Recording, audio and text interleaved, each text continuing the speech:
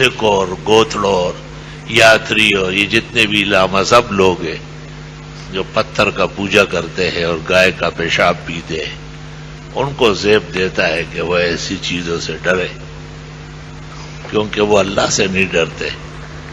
اللہ کو جانتے پہچانتے نہیں تو ڈریں گے کیا؟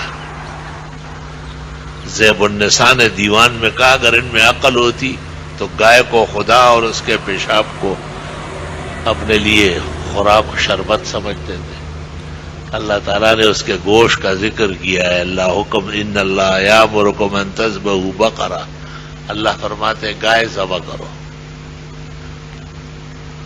مجھے کسی نے کہا کہ بھینس کا گوشت تو بہت اچھا ہے لیکن گائے میں بیماری ہے۔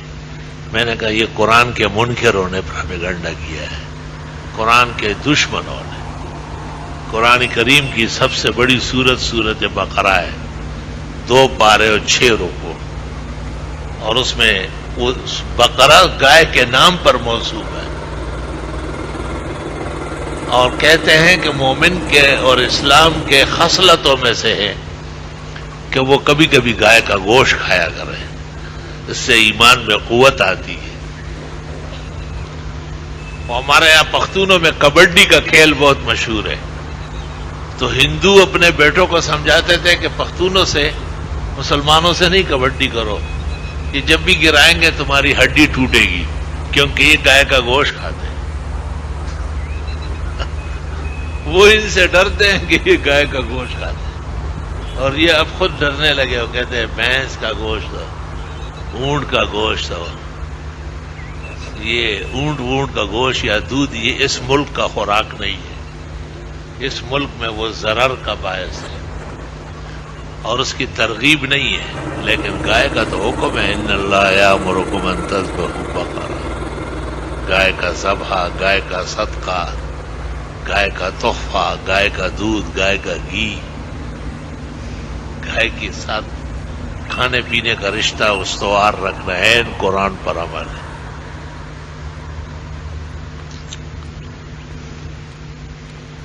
امام العصر المحدث الکبیر والفقیہ علی الاطلاق آیۃ من آیات اللہ، حضرت اقدس مولانا محمد انور شاہ صاحب رحمۃ اللہ علیہ نے لکھا ہے کہ 2 واقعات ایسے ہیں جن میں آپ نے گائے کا گوشت تناول فرمایا ہے۔ عربوں میں بکروں کا رواج زیادہ تھا، مینڈوں کا۔ ایک تو بریرہ رضی اللہ تعالی عنہا کے لیے جو گوشت پک رہا تھا، اور آپ نے کہا لہا صدقہ ولنا ہدیہ، اس کو صدقہ دیا گیا، اب وہ ہمیں دے تو ہدیہ اور گفٹ ہے۔ شاہ صاحب کہتے ہیں یہ گائے کا گوشت۔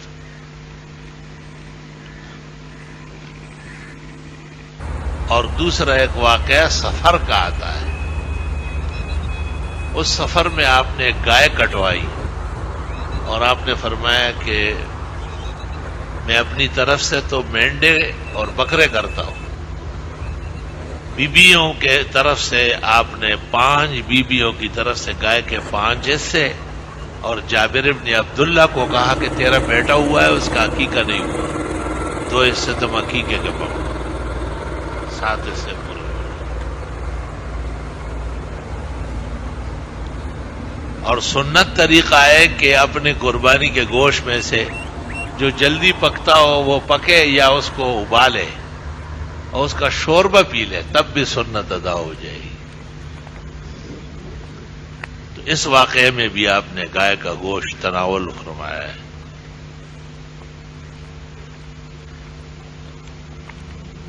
مسلمانوں کو اپنے دین اور پیغمبرانہ سنتوں کا خیال رکھنا ہے۔ دنیا اور دنیا کی باتیں وہ بات کی چیز ہے، وہ کچھ صحیح ہے وہ اکثر غلط ہے۔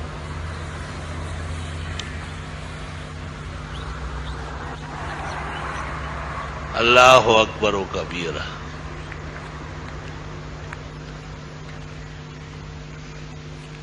قرآن کریم میں جس جگہ گائے کا ذکر ہے اور اس کے ذبح کرنے کا حکم ہوا ہے، اس کے اخیر میں اللہ کہتے ہیں کذالک یحیی اللہ الموتیٰ، اس طرح اللہ مردوں کو زندہ کرتا ہے۔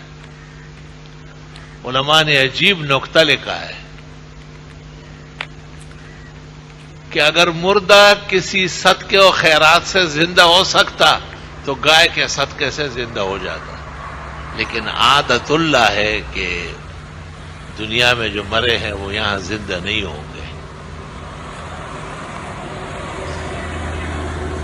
اور اس سے کم درجے کی جتنی تکلیفیں ہیں اللہ وہ دور فرمائے گا۔ عقل مندوں کے لیے اس میں شعور ہے اور بڑا پند و نصیحت ہے۔ بغیر کسی وجہ کے ہفتہ 10 دن میں 15 دن مہینے میں جیسے اللہ تعالیٰ توفیق دے گائے کٹوائے، بسم اللہ اللہ اکبر، صدقے و خیرات کی نیت سے، آس پاس کے دوستوں کو، محلے والوں کو۔ صدقات دو قسم کے، ایک جو پہلے سے نیت ہو اس کو صدقہ واجبہ کہتے ہیں، وہ صرف فقراء مساکین کھائیں گے، اور ایک ویسے مطلق خیر اور حسنہ کے معنی میں، وہ سب کھا سکتے ہیں، مالدار بھی ہو، غریب بھی، اپنے بھی اور پرائے بھی، اس کے لیے کوئی رکاوٹ نہیں۔ عوام جس کو خیرات کا صدقہ اس کو اپنے لیے حرام سمجھتے ہیں، یہ احتیاط تو ہے، حقیقت نہیں۔ صدقے کا اطلاق کیا خیرات کا اچھے کاموں پر ہوتا ہے، اس سے مراد یہ نہیں ہے کہ صرف فقراء اور مساکین کے کھانے کی، یہ عوامی پراپیگنڈا ہے، اس کی بھی اصلاح ضروری ہے۔ ہاں یہ ٹھیک ہے کہ فقراء مساکین بے گھر بے در اور بہت زیادہ پریشان حال، انہیں پیٹ بھرے اور ان کو زیادہ اچھا ثواب زیادہ، یہی حال قربانی میں بھی ہے۔ اب سارا گوشت فقراء مساکین کو دے دے، بہت اجر ملے گا، لیکن شریعت نے یہ نہیں کہا ہے، شریعت نے کہا 3 حصے کرو، ایک اپنے لیے رکھو، ایک رشتہ داروں کے لیے، ایک فقراء مساکین کی۔ شریعت کا تو ہر کام اعتدال سے ہے، تول ترازو سے۔ شریعت ایسے فیصلے کرتی ہے جس پر سارا جہان عمل کر لے۔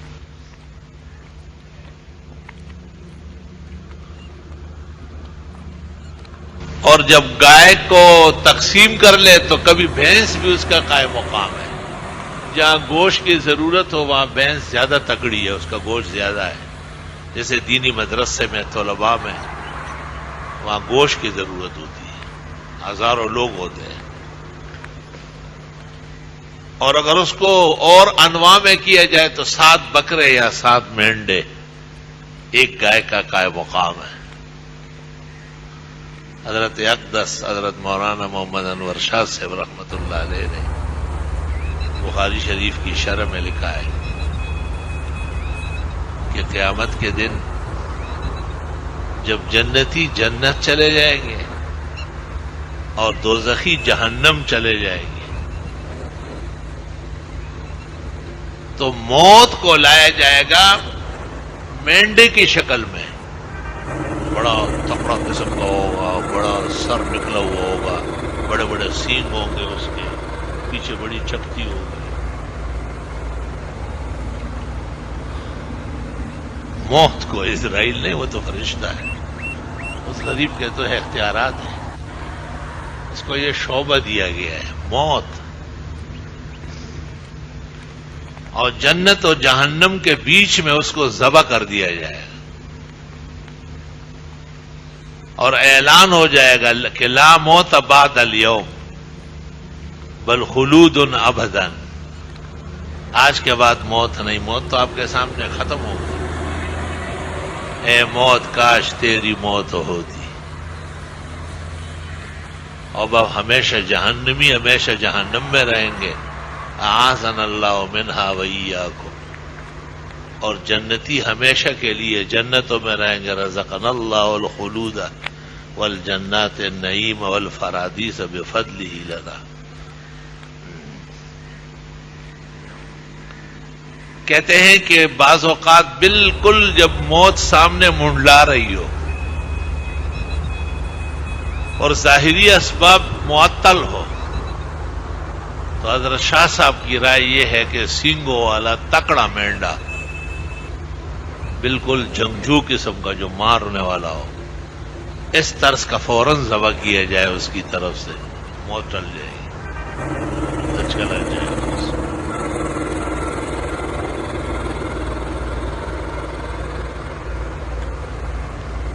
اللہ اکبر و کبیرہ۔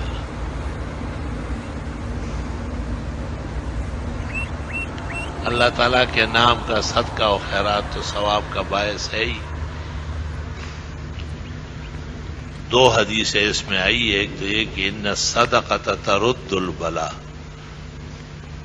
صدقات بلاؤں کو ہٹا دیتی ہے، دفع کر دیتی ہے۔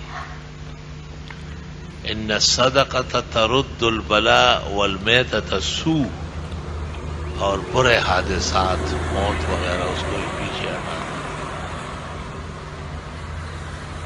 ایک حدیث میں ان الصدقہ لتدفع نار الغضب کما يدفع الماء النار،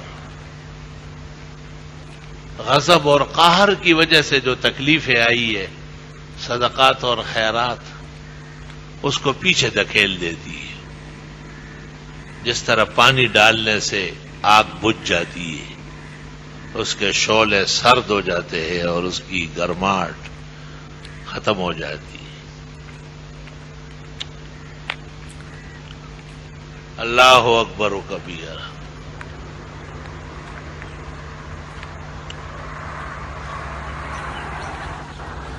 قدیم زمانے کے بزرگوں کے خوب تذکرے ہیں کہ وہ کس طرح صدقات کرتے تھے، وہ کیسے خیرات کرتے تھے۔ ایک شخص کا ذکر احادیث میں آتا ہے کہ بادلوں میں اس کا تذکرہ ہوا، اور بادل کو حکم ملا کہ تم فلاں پہاڑ کے نیچے جو زمین ہے اس پر بارش برساؤ۔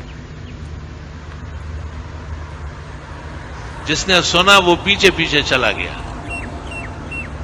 ساری زمینوں پر قحط ہے، بارش نہیں ہے، بہت پریشانی ہے، اور اس ایک جگہ پہاڑی پر بارش ہے، اور اس سے نیچے جس شخص کی زمین ہے اس میں پانی آ رہا ہے۔ اس زمین والے سے ملاقات کی اور اس کو کہا کیا کرتے ہو؟ اس نے کہا اس کی فصل کو 3 حصوں میں کرتا ہوں، ایک اپنے لیے رکھتا ہوں، دوسرا آئندہ بیج بونے کے لیے، اخراجات کے لیے، اور تیسرا فقراء و مساکین میں تقسیم کرتا ہوں۔ قدیم زمانے میں تیسرا حصہ ہوتا تھا،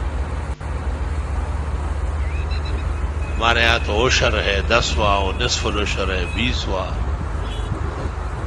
اور فیصدی کے اندر جا کر کے 2.5% ہے،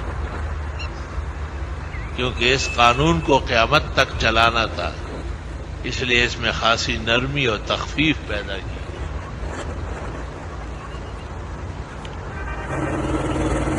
قرآن کریم میں بھی ایک شخص کا ذکر ہے سورۃ قلم میں، نون والقلم وما یسطرون میں، انا بلوناہم کما بلونا اصحاب الجنہ اذ اقسموا لیصرمنها مصبحین ولا یستثنون فطاف علیہا طائف من ربک وهم نائمون فاصبحت کالصریم فتنادوا مصبحین ان اغدوا على حرثکم ان کنتم صارمین فانطلقوا وهم يتخافتون الا يدخلنها اليوم عليكم مسكين وغدوا على حرد قادرين۔ کہتے ہیں کہ صنع یمن میں ایک نیک اور اللہ سے ڈرنے والا، لرزنے والا مومن مسلم تھا، رحم دل، نیک سیرت۔ اس کے باغات میں جب فصلیں تیار ہو جاتی زمینوں میں تو فقراء اور مساکین پہنچ جاتے ہیں، وہ تمام فصلیں طریقے سے کٹا کے اور اس کا ایک حصہ سب سے پہلے فقراء مساکین کو تقسیم کر لیتا تھا، اور 2 حصے اسی طرح، ایک اپنی ضرورت کے لیے اور ایک آئندہ سال بیج بونے کے لیے رکھ لیتا تھا، اور بڑا بہترین زمانہ گزرتا تھا۔ اس کے مرنے کے بعد اس کے بیٹوں نے کہا کہ ہمارا باپ جو تھا وہ فضول خرچ تھا، خواہ مولوی اور طلباء و فقراء و مساکین پر اتنا مہربان تھا۔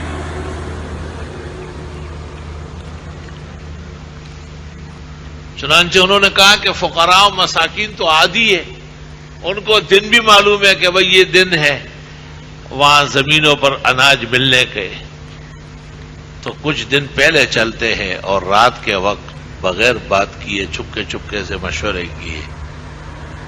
اللہ فرماتے ہیں انشاءاللہ تک نہیں کہا، یہ بھی نہیں کہا کہ فقراء کا جو حق ہے وہ ضرور دیں گے۔ انشاءاللہ کہنے سے یا فقراء کے حق علیحدہ کرنے سے عذاب سے بچ جاتے ہیں۔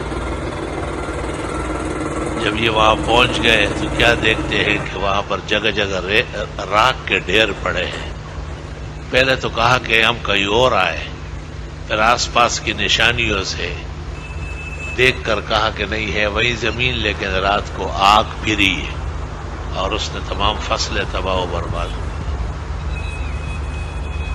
اللہ آخر میں کہتے ہیں ذالک عذاب الادنی، یہ تو دنیا میں ہم نے ان کو عذاب دیا، ولعذاب الآخرۃ اکبر لو کانوا یعلمون، آخرت کا عذاب اس سے بھی بڑھ کر ہے، کاش کہ یہ سمجھ لیں۔ خراب نیت سے تباہی بربادی آ گئی۔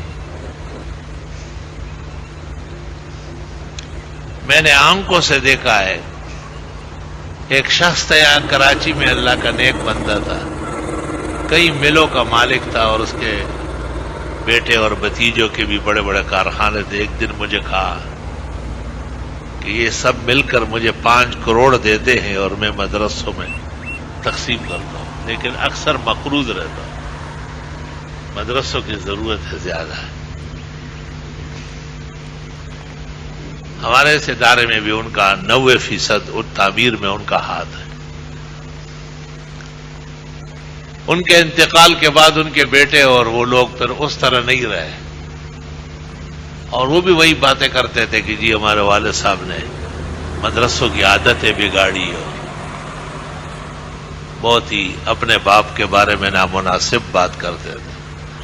ایک دن میں نے ان کے ایک بیٹے کو یہی کہا، میں نے کہا جب دل میں نہیں ہے تو بند کر دو، اور آپ اطمینان رکھیں یہ دینی ادارے، یہ ہماری دکانیں نہیں ہیں۔ ہم بھی کبھی کبھی عجیب موڈ میں ہوتے ہیں۔ میں نے ایسے چپل رگڑا، میں نے کہا اس کے نیچے بہت سیٹ ہوتے ہیں۔ ہم ممبر پر بیٹھتے ہیں اور توحید بیان کرتے ہیں، جب یہاں آتا ہوں تمام آمدات آ چکی ہوتی۔ ہم تو اللہ سے لیتے ہیں، ہم افراد سے مانگتے نہیں، افراد اپنے آپ کو پہلے دے، وہ خود بھوکے پیاسے ہوتے ہیں۔ میں نے کہا جب آپ کو شرح صدر ہی نہیں ہے اور اپنے والد صاحب کی اتنی برائی کرتے ہیں تو ہمیں بھی اچھے نہیں لگتے کہ آپ یہاں آتے ہیں، بند کریں۔ میں نے کہا یہ کہے گا تو اس سے پہلے میں ہی وار کروں۔ میں نے خواب دیکھا کہ مجھے کوئی کہتا ہے توحید جن کے سینے میں ہو وہ ایسے جری ہوتے، وہ مال والے سے نہیں ڈرتے۔ مال والوں کو ڈرنا چاہیے کہ ان کو نہ دے تو ہم ان کا چٹا کر کے رکھ دیں گے۔ آج اس وقت جو بیان ہو رہا ہے کچھ بھی نہیں ہے ان کے ہاں، سب مقروض ہو چکے۔ وہی جو صورت نون والقلم میں اللہ نے قصہ کیا ہے کہ ہم نے ان کے سب کچھ اڑا کے رکھ دیا، مٹی اور راکھ چھوڑا۔ وہ 37 مل بھی ہوا میں اڑ گئے اور وہ سارا بٹوارا اتنا خطرناک ہو گیا اور ایک دوسرے کو سپریم کورٹ تک پہنچا دیا۔ اور جب تک وہ خرچ ہوتے تھے، خرچ ہونے میں خرچ کرنے والے کا پہلا فائدہ ہے، فقیر مسکین کا کیا فائدہ ہے؟ وہ غریب تو کچھ کھائے کچھ پیے پھر وہی ہوگا۔ حدیث میں ہے خرچ کرنے والا، اس کے ساتھ بہت زبردست وعدے اللہ کے۔ اس لیے قرآن کریم میں ایک جگہ سورۃ حدید میں اللہ کہتا ہے خرچ کرو نا، مما رزقناکم، ہم نے تمہیں دیا ہے، یعنی مال ہمارا ہے، خرچ تم سے کراتے ہیں، خرچ کرو۔ پھر فرماتے ہیں وجعلکم مستخلفین فی، تم کو چند دن کے لیے دیا ہے، اٹھو ساری زندگی تو مالک نہیں ہوگا اس کا۔ پھر کیا کہتے ہیں؟ پھر کہتے ہیں چلو تمہارا صحیح قرض دے دو، ومن یقرض اللہ قرضا حسنا، بہترین دوں گا۔ پھر کیا کہتے ہیں؟ پھر نہیں دو گے مر جاؤ گے سارا پڑا رہے گا. وَلِلَّهِ مِيرَاثُ السَّمَاوَاتِ وَالْأَرْضِ. 4 مرحلے حدیث میں اللہ تعالیٰ نے اخراجات کا بیان کیے، کیونکہ یہ دل سے اس کا بہت تعلق ہوتا ہے اور دل کو نقصان دیتا ہے. طب و حکمت اور ڈاکٹری کا اتفاق ہے کہ المال الزائد ممرض للقلب. پیسے جب بڑھ جاتے دل کی بیماری پیدا کرتے. یا خدا ہے پاک، چاہیے کہ اس کے دل کے ساتھ ایک اور دل ہو جاتا، ایسا نہیں ہے، اس کو بھی بیچ میں کاٹ دیتا. چاہیے کہ اس کے دل کو فولاد یا لوہے کا خول چڑھ جاتا ہے، نہیں، وہ دل چولہے سے گر جاتا ہے. ایک شخص دل کا بیمار تھا، میں عیادت کے لیے گیا، نیک شریف آدمی تھا، اللہ مغفرت فرمائے اور جنت نصیب کرے. میں نے سرجن سے پوچھا کیا معاملہ ہے؟ اس نے کہا دل چولہے سے گر گیا. وہ کہتے دل چولہے پہ پڑا ہوا اسے نیچے ہو گیا، علاج کوئی نہیں، بس دیکھنا ہے وقت. شام کو اطلاع ملی کہ مر گیا. اللہ اکبر. قرآن کریم سورۃ روم میں اللہ نے کہا ہے اے لوگوں سود نہیں کھاؤ، حرام ہے، ناجائز ہے، مجھے ناپسند. تم سمجھتے ہو اس سے مال بڑھتا ہے، میں کہتا ہوں اس سے مال گھٹتا ہے، تمہیں لے ڈوبے گا. سود خور اور سود چور، ان کا انجام صفر ہوگا دنیا و آخرت میں. اللہ ان کو چاہتا نہیں، پسند نہیں کرتا تو کیا عزت پائے. اور فرمایا زکات دینے سے تم سمجھتے ہو کہ گھٹتا ہے، میں تمہیں کہتا ہوں کہ بڑھتا ہے. اس کو کہتے ہیں اسرار و حکم شرعیہ، دین کی حکمتیں اور اسرار، کمال کی باتیں. چنانچہ وقت پر زکات نکالنے والے فقراء و مساکین کو آباد و شاد رکھنے والے دیکھے گئے ہیں کہ نسل در نسل اللہ انہیں عزت و احترام سے رکھ رہا ہے. وہ ایک شخص نے مجھے ٹیلی فون کیا کہ پہلے ہمارا کاروبار بہت اچھا تھا اور ہم کئی اداروں کو، دینی مدرسوں کو رمضان شریف میں اور آس پاس تعاون کرتے تھے زکوٰۃ سے. اب ہمارے کاروبار میں بہت فرق آیا حالات کی وجہ سے. ہماری وہ حالت نہیں ہے جو پہلے تھی. تو میں نے کہا کہ جب آپ کے پاس پیسے نہیں ہیں، موجود نہیں. انہوں نے کہا نہیں یہ نہیں پوچھ رہا ہوں. اللہ تعالیٰ وہ دن نہ لائے کہ ہم ان کو کہے کہ ہم نہیں دے سکتے. ہم قرض لے کے دینا چاہتے ہیں، ثواب ملے گا یا نہیں؟ آپ یقین فرمائے ممبر پر بیٹھا ہوں، میں نے دعا کی، میں نے کہا اللہ مجھے بھی ایسا مضبوط ایمان دے. خدا ایمان ہو تو ایسا ہو. کہتا یہ تو مجھے نہ سکھائے، رہنے دیں کہ اب نہیں ہے. وہ ان کو کیسا نہ کہوں گا؟ چھوٹے چھوٹے بچے سال بھر پڑھ رہے ہیں، کلاسیں لگ رہی ہے، پورے ادارے کے اندر آن بان ہے دین کا، اور میں قرض لے کے دوں گا. میں نے کہا آپ کے قرضے کے ادا کرنے کے لیے اللہ آگے بڑھے گا. اور سورۃ حدید کا یہ واقعہ سنایا کہ اللہ تعالیٰ جب قرض مانگتا ہے نا تو جو اس کے دین کے لیے قرض دے گا اور لے کر کے ان کو خوار اور پریشان نہیں دیکھنے دے گا، اللہ اس قرض کی ادائیگی میں اپنی قدرت دکھائے گا. چنانچہ چند سال بعد دوبارہ فون آیا، میں نے خیریت پوچھی، انہوں نے کہا الحمدللہ اب پہلے سے 10 گنا اور 20 گنا زیادہ ہماری مالیت بڑھ گئی. میں نے کہا نسل در نسل قیامت تک اچھے رہو گے، مگر یہ ذہن ساتھ رہے جو اللہ نے آپ کو دیا ہے. الحمدللہ.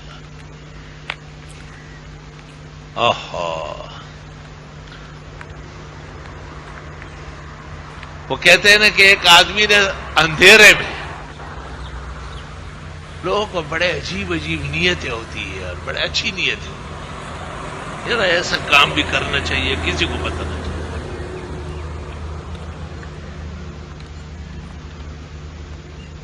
تو اندھیرے میں صدقہ و خیرات نکالا اور جو سامنے آیا اس کو دے دیا. مطلب اس کا یہ تھا کہ بالکل پتہ ہی نہیں چلے کسی کو. بعد میں پتہ چلا کہ ایک جو تھا وہ چور تھا، بخاری شریف میں ہے، اور دوسرا کوئی اور بد چلن تھا، تیسرا کوئی مالدار اور بخیل تھا. وہ چپ چاپ بیٹھ گیا اور کہا یا رب الصدقہ علی السارق وعلی الغنی البخیل. میں نے اتنے شوق سے صدقہ نکالا اور یہ کن کو مل گیا؟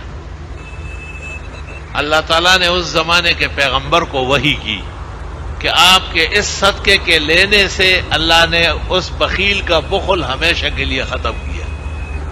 وہ بھی عہد و پیمان کر چکا ہے کہ میں بھی خوب خزانے لوٹاؤں، اور اس گناہگار کو گناہوں سے توبہ نصیب ہو گئی. اور اس قسم کی جتنی کمزوریاں ان لوگوں میں تھی جن کی وجہ سے ان کو افسوس تھا، وہ ساری کی ساری اللہ تعالیٰ نے صدقے اور خیرات کی برکت سے دور فرمائی. بخاری جیسے اہم مہم کتاب میں یہ واقعہ موجود ہے. تو زندگی اسی کو کہتے ہیں کہ اگلے کو خیر پہنچے. خیر جس طرح جان سے اور ذات سے پہنچتی ہے، مال سے بھی. اللہ تعالیٰ نے قرآن کریم کے اندر جہاں مومن کا ذکر کیا، وہاں فرماتے ہیں کہ وَجَاهَدُوا بِأَمْوَالِهِمْ وَأَنفُسِهِمْ، یہ مال اور جان دونوں سے جہاد کرتے ہیں. علماء کہتے ہیں کہ جان کا تو صدقہ یہ ہے کہ اسے آپ گناہوں میں نہ لگائے، زبان سے نامناسب کلمہ نہ کہے، ہاتھوں سے گناہ کا ارتکاب نہ کرے، پیروں سے گناہ کے محلات میں نہ چلے، اور مال بھی آپ ایسی جگہوں میں صرف نہ کرے جس سے گناہ بڑھتا ہو، جس سے گناہوں کے جذبات پیدا ہوتے ہو. حدیث شریف میں اکل طعامکم الابرار، آپ کے کھانے بھی نیک لوگ استعمال کریں. کتنی اچھی بات ہے کہ نیک لوگ آپ کے دسترخوان پر ہو. شرفاء و سعداء، نمازی اور دیندار، وہ آپ کے مہمان ہو، وہ آپ کے سرمایے پر آرام کر رہے ہو، راحت پا رہے ہو. انما نطعمکم لوجہ اللہ، یہ سب اللہ کی رضا کے لیے ہے. لا نرید منکم جزاء ولا شکورا، تم سے ہم نہ کوئی بدلہ چاہتے ہو نہ شکرانہ، اس کا بدلہ اور بہترین شکر اللہ دے گا. وآخر دعوانا الحمد